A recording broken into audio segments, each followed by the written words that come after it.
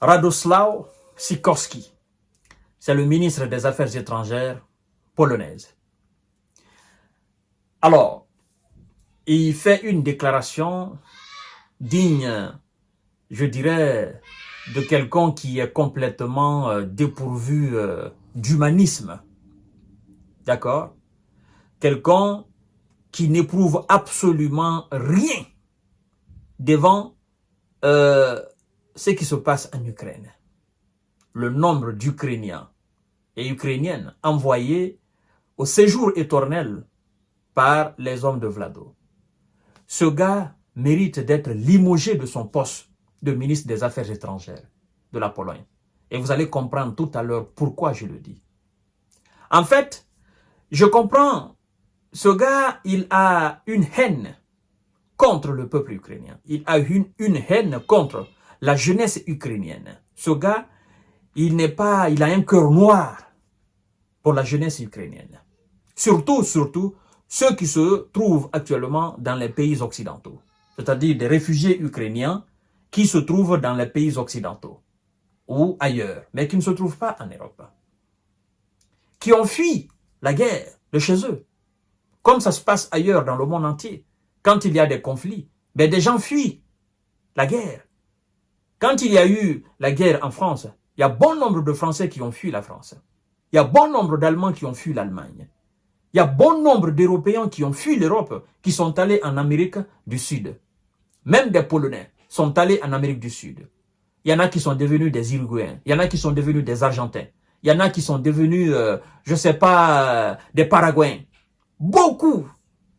Et d'ailleurs, il faut savoir qu'il y a beaucoup de nazis qui sont allés en Uruguay, à Paraguay, en Argentine, qui se sont installés définitivement là-bas et qui ont fui les hostilités. Alors, ce que ce ministre-là demande aux autorités européennes, si on avait appliqué cela contre lui, ses parents qui ont certainement fui la Pologne pour aller se réfugier ailleurs, je crois que lui ne serait pas né. Et regardez ce qu'il dit, c'est inhumain. C'est-à-dire, cette situation en Ukraine nous montre combien de fois l'être humain peut être parfois mauvais. Parfois, il peut dépasser même le stade animal sauvage. Mesdames et messieurs et mademoiselles, la situation conflictuelle ukrainienne nous apprend énormément de choses. Varsovie appelle à arrêter les allocations sociales pour les hommes ukrainiens en Europe. Et on y va. S'il vous plaît, partagez la vidéo dans tous les groupes possibles. Je vous en prie. Partagez la vidéo, c'est très important de comprendre ce qui est en train de se passer au fait. Je comprends bien, entre la Pologne et l'Ukraine, il y a un contentieux, la guerre de 1918 et 1919 pour le contrôle de la Galicie orientale. Je comprends bien, la Pologne a une ambition de prendre une partie, n'est-ce pas, de l'Ukraine. Et donc, il faut poser des actes allant dans le sens même de complètement couper l'Ukraine et de déchiqueter l'Ukraine, et donc chacun prend sa part. Je comprends bien la position de ce ministre-là. En fait, lui, il fait semblant d'aider les Ukrainiens, mais en réalité, il n'aime pas les Ukrainiens. Ce ministre des Affaires étrangères. Écoutez ce qu'il dit. Le chef de la diplomatie polonaise, Radosław Sikorski, a proposé de mettre fin au versement d'allocations sociales pour les hommes ukrainiens en âge de combattre se trouvant en Europe, afin de les pousser à rejoindre l'armée dans leur pays. Des gens, des réfugiés, qui bénéficient certainement d'allocations dans les pays occidentaux, les pays où il y a de l'allocation, des pays où on verse quelque chose aux réfugiés, aux démunis pour qu'ils puissent vivre, afin qu'ils puissent trouver un travail. Oui, d'accord, ça c'est le système de ces pays-là. Toi, tu n'as absolument rien à imposer à ces pays-là. Et tu ne peux pas dire, il faut couper cette aide-là, ça va pousser ces Ukrainiens à aller intégrer l'armée dans leur pays. Ben, écoutez, si vous forcez les gens comme ça, là, vous prenez les gens pêle-mêle, vous faites la chasse aux hommes, vous les envoyez en Ukraine, vous pensez que ça sera une armée? Mais non, ça ne sera pas une armée. D'abord, les gens doivent se battre parce qu'ils aiment se battre. Les gens doivent se battre parce qu'ils trouvent que c'est nécessaire de se battre. Les gens doivent se battre parce qu'ils comprennent la cause pour laquelle ils se battent. Mais lorsque vous prenez les gens par force, vous les envoyez. Et vous savez très bien qu'ils ne se battent pas pour leur pays. Ils se battent pour faire plaisir à un certain nombre de groupes qui veulent effectivement que ce pays-là entre dans l'OTAN.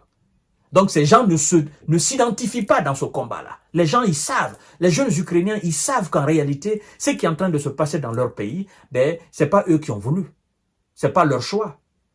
Ils se sont vus la plonger là-dedans par les mauvaises décisions de leur élite. Et donc quand ces gens-là fuient, c'est pas parce qu'ils n'aiment pas leur pays, mais c'est parce qu'ils n'aiment pas la politique qui a créé ce conflit dans leur pays. C'est pas parce qu'ils ne sont pas patriotes. Bien sûr qu'ils sont patriotes. Mais ils n'aiment pas la politique de l'élite qui est là et qui a créé cette condition-là. Nous savons tous, lorsque des ennemis viennent attaquer un pays, les ennemis viennent attaquer un pays. Ça, c'est différent de ce qui est en train de se passer en Ukraine. Dans ce cas de figure, le peuple se lève, tel que ce qui s'est passé dans les années 45, lorsque l'Allemagne a envahi la France. Les Françaises, de part et d'autre, se sont levées. Ils ont fait appel aux alliés. En Afrique, voilà, en Amérique, au Canada, la Russie, il y a eu une très grande coalition pour mettre l'Allemagne à genoux. Et donc, ça, on peut comprendre. Mais ce qui est en train de se passer là, en fait, si vous creusez effectivement le fond de cette situation, vous savez que c'est pas c'est-à-dire un tel conflit pareil. Alors, monsieur le ministre des Affaires étrangères, il dit, je cite, « Des centaines de milliers de réfugiés ukrainiens vivent dans les pays européens depuis le début de l'invasion russe en février 2022. Une partie, n'est-ce pas, d'entre eux sont des hommes ayant fui l'Ukraine illégalement pour éviter d'être mobilisés malgré l'interdiction de quitter le pays qui concerne les hommes en âge de se battre. À quelques exceptions près. Écoutez ce qu'il dit. Il dit, je cite, « Voici une idée pratique qui aiderait les finances de l'Europe occidentale. » On dirait que les Européens de l'Europe occidentale lui ont dit que leurs finances ont des problèmes. On dirait que ces gens-là, ils trouvent mal à aider ces réfugiés qui sont dans les pays occidentaux. Hein? La Pologne, c'est la Pologne. La France, c'est la France. La Pologne, c'est la Pologne. La Grande-Bretagne, c'est la Grande-Bretagne. Le système social britannique, allemand, français n'a rien à voir avec le système social polonais. Si vous êtes en difficulté, laissez les gens vivre tranquillement. Ils ont fui parce qu'ils savent que oui, ça, c'est pas un problème qui les concerne. C'est tout simplement que ça. On ne peut pas forcer les gens à aller faire la guerre. Alors, qu'est-ce qu'ils vont faire? Qu'est-ce qu'ils vont devenir? Hein? C'est les mêmes qui vont fuir encore et qui vont déposer les armes, qui vont se rendre à l'armée russe.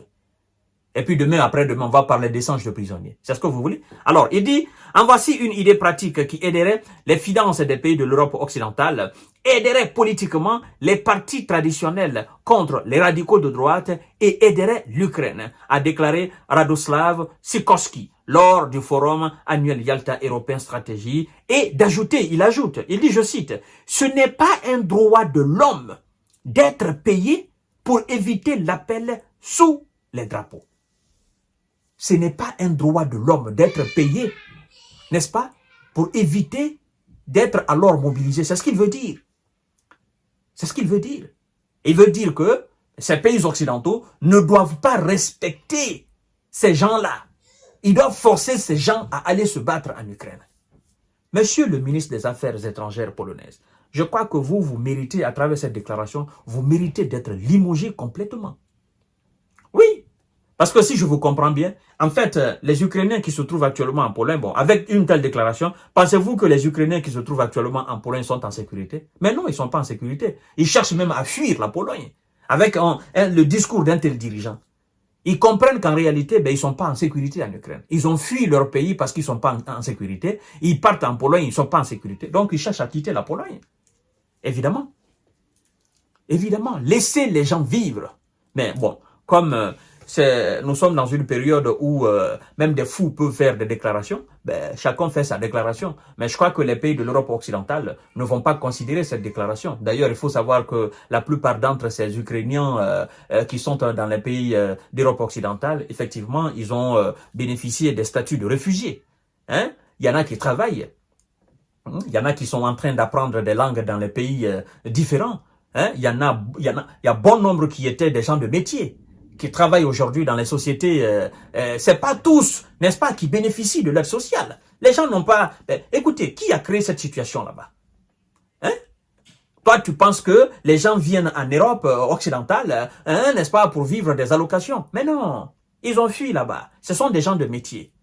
Il y en a qui sont des menuisiers, il y en a qui sont des maçons, il y en a qui sont des plombiers, il y en a qui sont des ingénieurs, il y en a qui sont des boulangers, il y en a qui sont des restaurateurs. Ben, ils sont venus en Europe, ben, ils cherchent à travailler. Il y en a même qui travaillent, qui trouvent bien, voilà, ils vivent pas des allocations. Donc, ta proposition est nulle et non à venir. C'est un non-événement, cette proposition, voilà, inhumaine.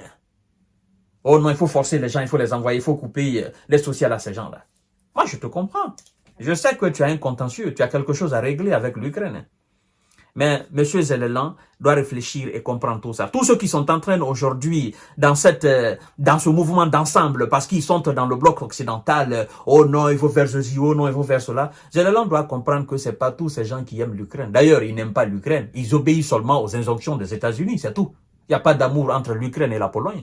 L'Ukraine et la Pologne, avant cette situation, étaient des ennemis jurés. Hein? Jusqu'à tout dernièrement, monsieur le ministre des Affaires étrangères, Kuleba, a demandé à la Pologne d'enterrer la hache de guerre, n'est-ce pas? Et de faire face ensemble à cette situation conflictuelle en Ukraine. Parce qu'entre l'Ukraine et la Pologne, il y a un véritable contentieux. Donc ça, c'est pas encore réglé. Donc, de telles déclarations de ce type modèle, en fait, c'est pour décimer complètement le peuple ukrainien et demain ou après-demain, s'emparer d'une partie de l'Ukraine. C'est ça, mesdames et messieurs. Donc, Zelensky, il faut ouvrir les yeux.